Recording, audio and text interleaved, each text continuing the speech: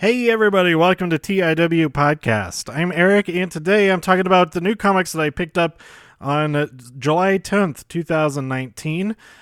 This is week 28 of 2019. I am recording this exactly 1 week later, but I have not picked up this current week's comics yet, so I'm technically not behind yet. And since I'm not going to be behind, at least not this week, because I'm recording this episode right now. So how about that? First of all, well, let's see. Was there anything that I wanted to talk about? I didn't see any new movies. I didn't watch any shows since the last episode. I believe I talked a little bit about Spider-Man Far From Home, which is awesome. Go see it. It's awesome. Go see it. Go see it. It's awesome. I did pick up Shazam on Blu-ray. That came out yesterday, or maybe it came out last week. One of the two. But I picked that up on Blu-ray. Ultra HK 4BH DC. Oh my god. Ultra HD 4K. But I have not watched it yet. I might put that on when I go to bed, but I don't have a 4K TV in there. I'll just watch the regular Blu-ray of it. But yeah, I'm super excited to have that now. But I don't have any Shazam to talk about otherwise. It was cool. I saw that they had Titans out, season 1 out on not Blu-ray. It was on DVD. They only had it on DVD at Target. But I need to check on Amazon and see if they have it on Blu-ray. Even though I'm subscribed to, I can watch it whenever I want to on DC Universe. I like having the Blu-rays of all of the DC stuff. Like all of it. Literally all of it. I have that's the entire top shelf above my TV. Plus some other stuff. It's like piling up with other shows that other movies and stuff that I've gotten recently, like what do we have up there? All the Johnny English movies. I watched those recently. Those are really fun. The Wrestler is up there. Sheena, Queen of the Jungle. That's not the name of the movie. It's just called Sheena. Christine, Happy Death Day to You. The original Happy Death Day. I think that's also in that stack. But yeah, Overlord, Big, some other stuff. So those are all piled on top of all the DC stuff, and I need to fix that at some point. Get those tucked away somewhere else, so that the DC shows can shine. Yeah, I still have not watched any of the second half of the new season of Young Justice. It's on DC Universe, and I still haven't watched any of Swamp Thing. I watched like the first couple minutes of the first episode, but it was like a weird viewing situation, so I wasn't really getting into it, so I gave up on trying to watch it at that point. But I'll watch it sometime. I'll just do like a full season recap or something after I watch the entire season at the end there, sometime after the end. Maybe, I don't know. But this week, let me start out with the comics that I did read. I would have gotten this episode out a lot sooner, but I wanted to make sure that I read at least a couple of the books, or actually all of the books that I could that I'm caught up on, or that are brand new books that are that I can just jump right in with. So first of all, these are I read them in alphabetical order.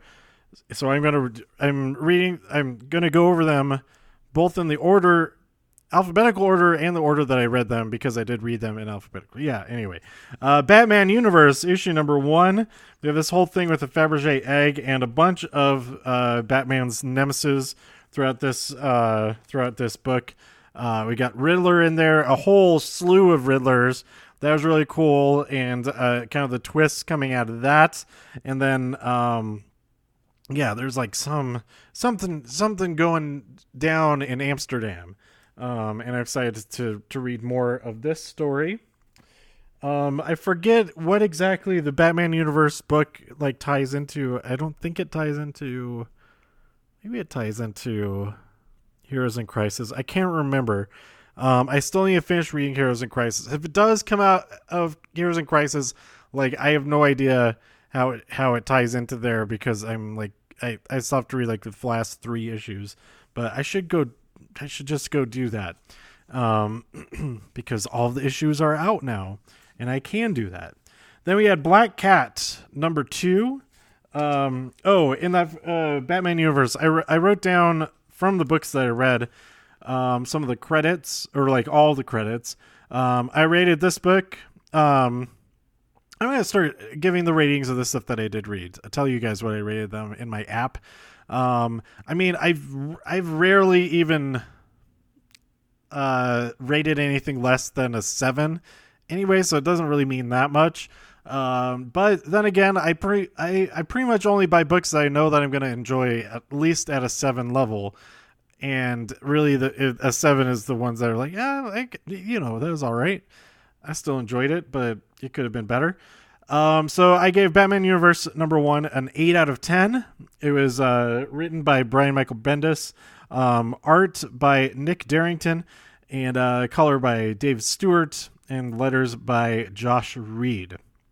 And I don't think there was a variant cover or anything, but it's cool. It has like kind of an old school feel to it. He's got the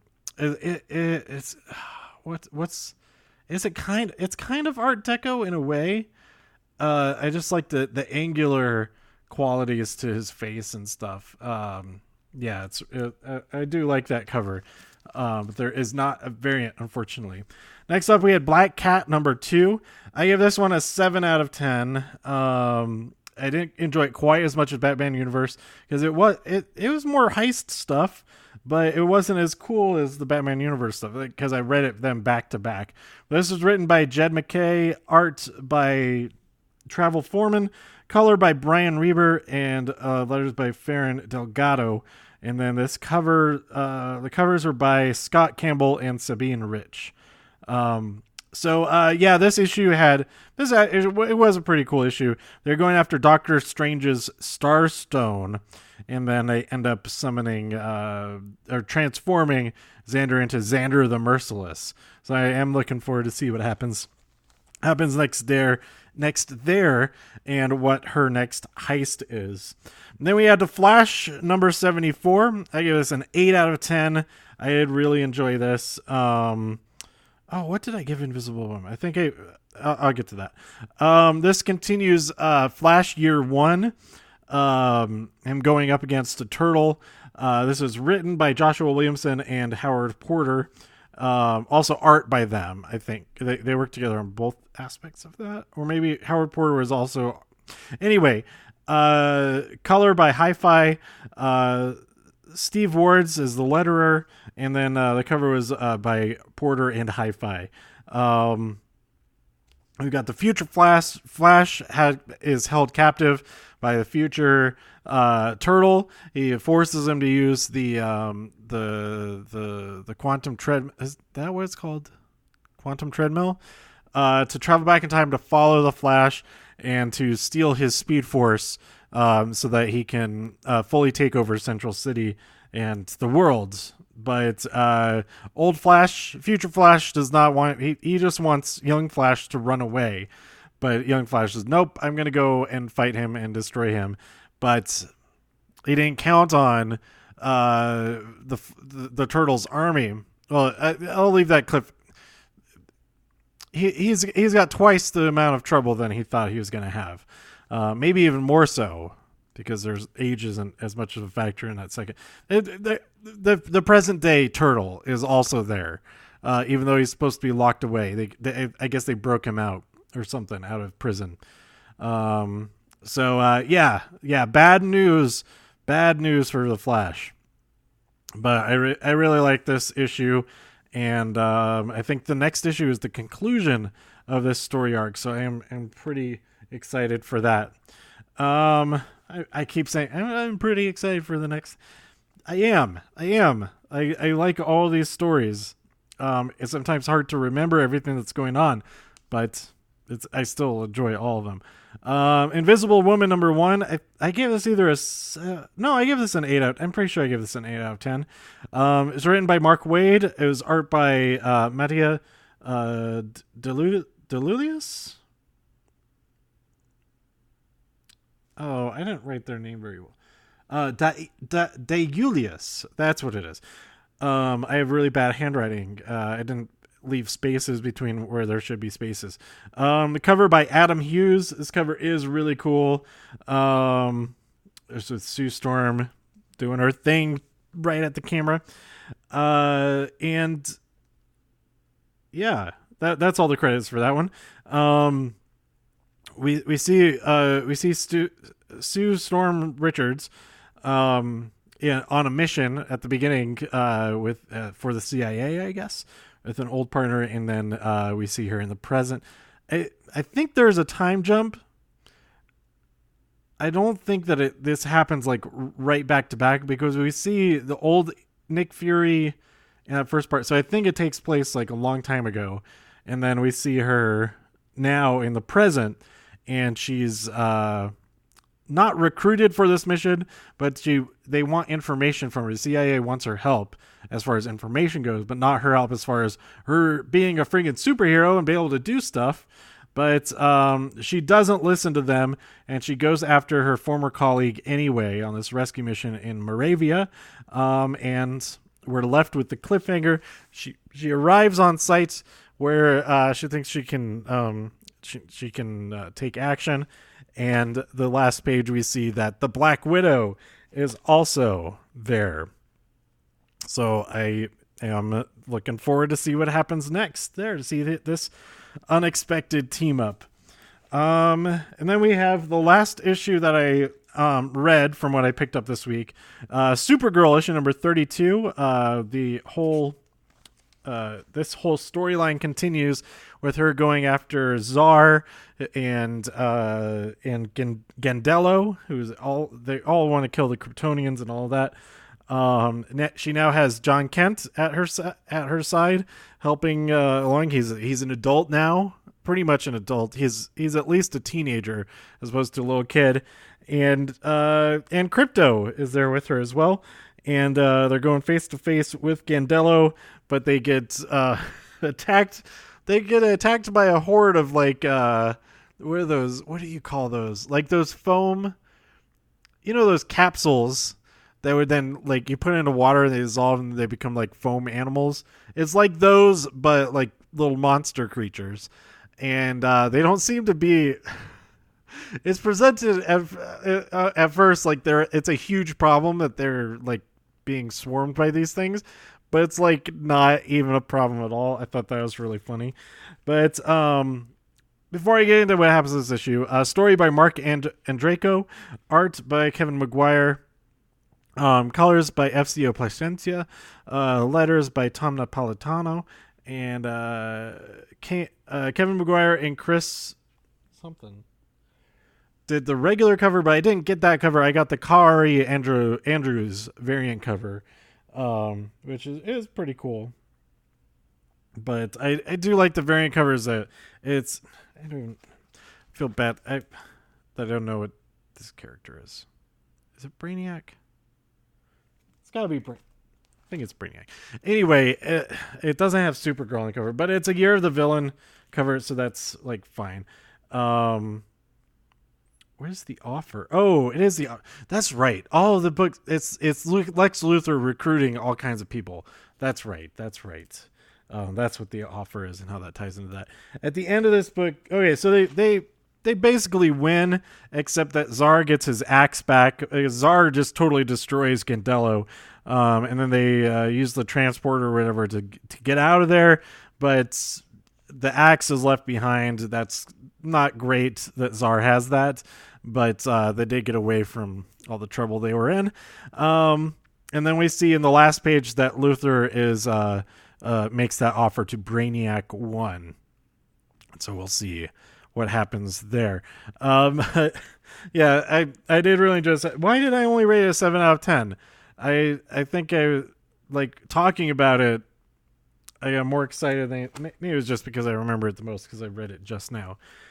But I thought that I'd be able to read Unnatural issue number 11, but then I realized, like, reading the first page, I was like, wait, what is. I don't remember any context for this at all. And I checked my app, and I have not read issue number 10 yet. So that's another one that I picked up this week. Unnatural issue number 11. That's an easy one that I can get caught up on. I'm only one other issue behind there. The Amazing Spider-Man issue number 25. It's a big old 60-page issue. 60 pages of is it Spider-Mania? Or Spider-Mania?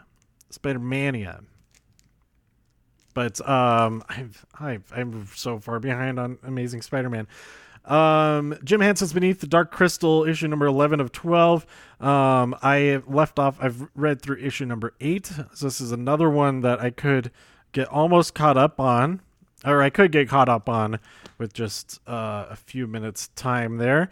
Catwoman number 13. I did not realize that I was so far behind on this, but I got the variant cover of this. Also, all of these Year of the Villain variant covers, they are like on cardstock. They have cardstock covers, which is like it's super cool. Well, let's see. Where's the credits page? I want to see who did this variant cover. Who did this variant cover? Why are these Batman Superman number 1 sneak previews in all of these issues? I don't care for that. I'm gonna get Batman Superman number 1. Stop giving me this preview. But the variant cover. Oh, of course. Why would I think it was anybody else? It's an art germ cover. It's pretty awesome. All the Catwoman variant covers have been awesome. All the Supergirl variant covers have been awesome until this time. So I don't care about that cover. I want Supergirl on the variant cover. Anyway, they caught up on Catwoman. I'm not very far behind. You have Detective Comics issue number 1007.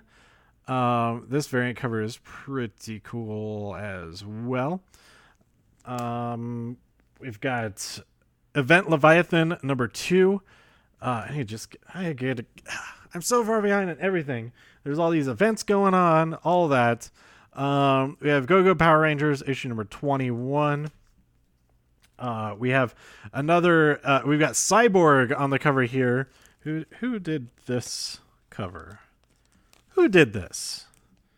This is Justice League Odyssey issue number 11, and this variant cover is by Lucio Parrillo. So that's pretty cool. I mean, they're all of these variant covers for Year of the Villain. The offer are like just the portraits looking straight at camera, which is a cool unifying thing between them. But it breaks. It kind of breaks in some cases. Like I'm gonna keep coming back to that. That the Supergirl variants have been so good, and then this one just doesn't. It's not bad, but it doesn't have Supergirl on it. Come on. Naomi issue number 6. Why don't I just get caught up on that? I need to get caught up on all the Wonder Comics. Why not? They were one of the easiest. They're the funnest reads. They're the easiest reads. It's not like they're just daunting tasks to read through those. They're just plain fun. I should just knock those out and read all of them like right now. We have Robotech Event Horizon Chapter 2. This is issue number 22 of Robotech. I'm still very far behind on that one. This fantastic cover. Lois Lane on this cover. It's a year of the Villain cover. It's an amazing cover. Man, this cover is awesome. But like, why if they have Lois Lane on Superman number 13, why couldn't they have Supergirl on the latest Supergirl? For the villain Year of the Villain covers. But this variant cover is by Adam Hughes. So there you go. Have him popping up again. He did that. Which one did he do? He did that Invisible Woman cover, number 1. Then we have Symbiote Spider-Man issue number 4. I need to get caught up on that. Wonder Woman number 74. Another Jenny Frison cover that is fantastic. Is her there holding a sword, and it's just freaking gorgeous. That's the variant cover. Then we have the variant of Wonder Twins number 6, which is super cool. And I need to just get caught up on that, like I said. And then we have Young Justice issue number 7, which also has an awesome variant cover. I wasn't aware that I guess I was aware, but I didn't bother switching my subscription over to the variants. But this one is particularly awesome. And if I can find the credits page, that would be great. This variant is by Riley Rosmo and Ivan Placencia. That Lois Lane cover is just so good. So good. It's the they just have an ad opposite that page, but we see is it Kid Flash? Oh, it's like such a weird style. I love it. It's cool. It's kind of in the style of the maybe it's the same artist as who's been doing Martian Manhunter. I have to look that up. In fact, I am going to look that up because that's the last book to talk about, so I may as well just take a moment to look up Martian Manhunter.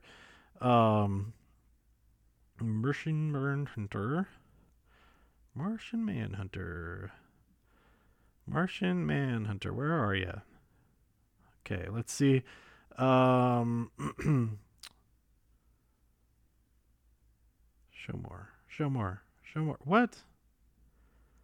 Does he do the interior art as well? Rosmo? Placentia, there he is. Yeah, it is him.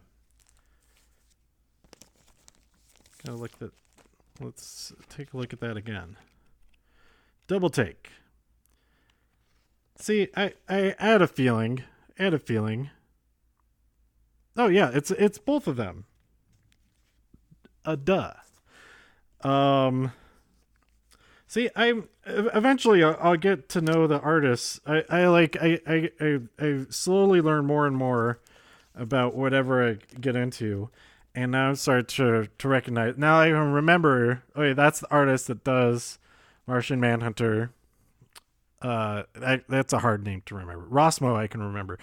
But I saw it. The writer of Martian Manhunter was at Denver Pop Culture Con, and I'm glad that I didn't end up going talking to him. I probably should have anyway and said that I really liked the book, but my initial instinct was to go really, I love the artwork in Martian Manhunter, and I'm glad that I didn't do that without like looking up who exactly that guy was. He was the writer. He was not the artist or one of the artists. Because I could have made myself really dumb, look pretty dumb. Like, I love the art. And I was like, I have nothing to do with the art.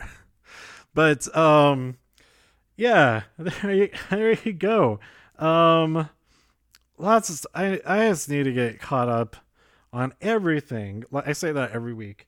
But I did read 5 of the new ones coming in out of the 20 total. So I fall further and further behind. But I'm not traveling nearly as much this week. I am traveling. I'm traveling just as much as, but I'll be back home, and I may as well. I screw it. I am gonna take some comics with me so that I can read them while I'm out and about. Yes, I should do that.